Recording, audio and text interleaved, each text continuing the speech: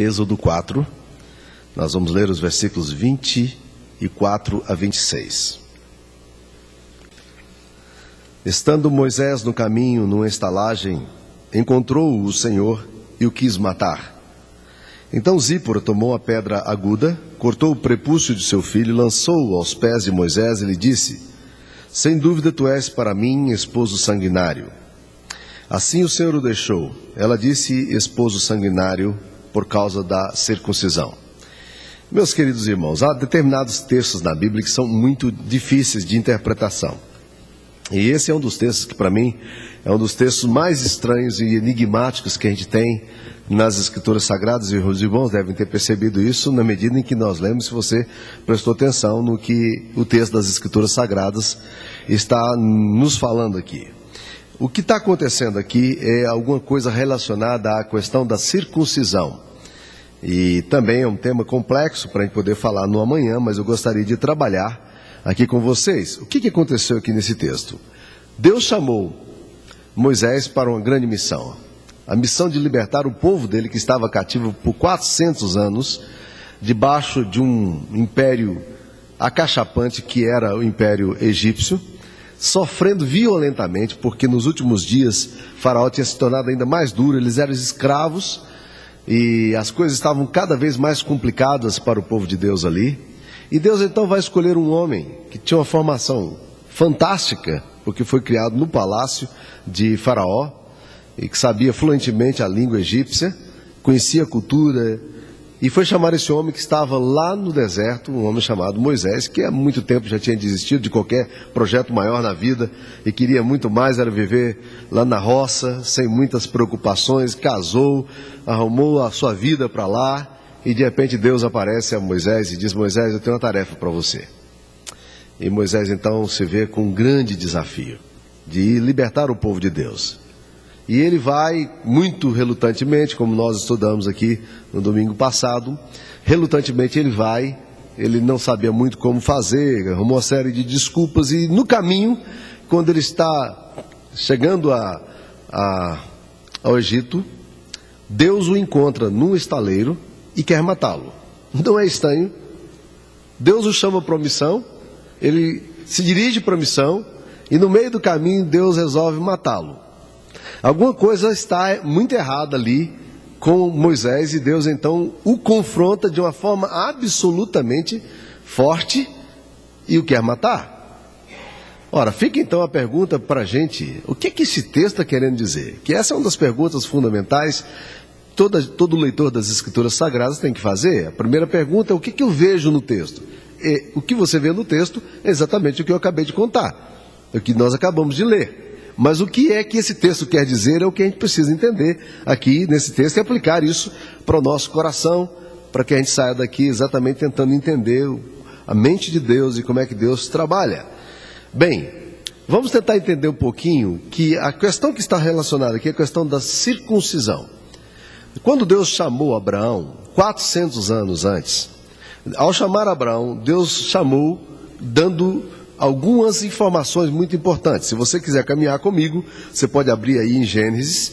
Deus faz então algumas declarações a Abraão quando Deus o chama para segui-lo. Capítulo 12 de Gênesis, versículo 2. Deus diz a Abraão o seguinte: de ti farei uma grande nação, te abençoarei, te engrandecerei o nome, sê tu uma bênção. Primeira declaração que Deus faz é que Deus haveria de pegar a família de Abraão e fazer da família de Abraão uma grande nação. É bom lembrar que Abraão tinha uma mulher estéril. Sara não dava luz a filhos e ela já era avançada em idade quando as promessas foram feitas. Segunda declaração que Deus fez é que Deus também haveria de usar esta família para abençoar todas as demais famílias da terra, porque o Gênesis 12, 3 diz aí: abençoarei os que te abençoarem, amaldiçoarei os que te amaldiçoarem. Em ti serão benditas todas as famílias da terra. Ou seja, no chamado que Deus faz à família de Abraão, existe um específico missiológico. Deus está chamando Abraão para que a família de Abraão abençoasse todas as famílias da terra. Ou seja, Deus está olhando todas as etnias da terra, Deus está olhando todos os povos e Deus quer usar essa família para abençoar todas as nações ou todas as etnias da terra. Capítulo 17, Deus fala mais algumas coisas. Gênesis 17, Deus vai falar mais algumas coisas sobre esse chamado. Gênesis 17, versículos 6 e 7. Far-te-ei fecundo extraordinariamente, de ti farei nações, e reis procederão de ti. Estabelecerei a minha aliança entre mim e ti, e a tua descendência, no decurso das suas gerações, aliança perpétua, para ser o teu Deus e o Deus da tua descendência. Deus então deixa bem claro a Abraão que Deus não está chamando apenas Abraão. Deus está chamando a família de Abraão. É o que Susan Hunt chama de pacto generacional. Talvez por não ter o outro termo melhor em português para a gente poder usar, a gente usa esse termo que é o neologismo. É um termo de geração em geração. Deus não estava apenas chamando Abraão, mas Deus estava chamando Abraão e a sua geração. Deus estava chamando Abraão e os seus filhos. Essa dimensão é uma dimensão que tem sido muito perdida hoje. Quando a gente estuda teologia nas Escrituras Sagradas, a gente percebe como Deus estava tão voltado para essa questão. O chamado de Deus sempre foi chamado não apenas para indivíduos, mas para a família. O objetivo de Deus era não apenas salvar você, como cabeça da sua casa, como líder da sua casa, mas salvar também as suas gerações, aquelas que viriam depois de você. Isso aqui é uma bênção que nós não podemos abrir mão dela de forma alguma. Mas havia também uma outra coisa que Deus disse de forma muito clara, está em Gênesis 17, versículo 9. Disse mais Deus a Abraão: guardarás a minha aliança, tu e a tua descendência no decurso das suas gerações. Esta é a minha aliança, que guardareis entre mim e vós e a tua descendência. Todo macho entre vós será circuncidado. Circuncidareis a carne do vosso prepúcio, será isso por sinal de aliança entre mim e vós. O que tem 8 dias será circuncidado entre vós. Então o chamado de Deus tinha também um sinal. Qual era o sinal? O sinal era a circuncisão. Deus queria que todos os machos daquela família fossem circuncidados. Era uma cirurgia, uma espécie de fimose, que era feita exatamente para marcar os filhos de Deus. Ora, agora tenta imaginar um pouquinho o que está acontecendo aqui em Êxodo 4. Vamos tentar entender que esses mandamentos aqui já tem 400 anos entre a ordenança e o que está acontecendo aqui agora. Por quê?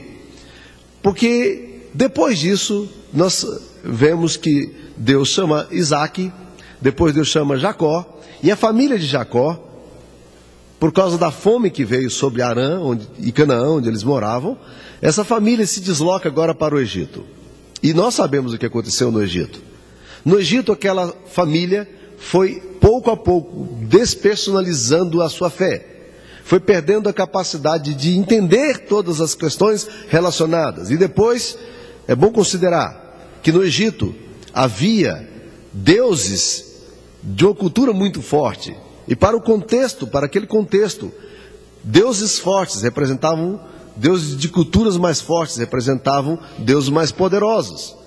É muito comum, é muito claro pensar que esse processo de secularização foi se dando no coração das gerações que vieram depois.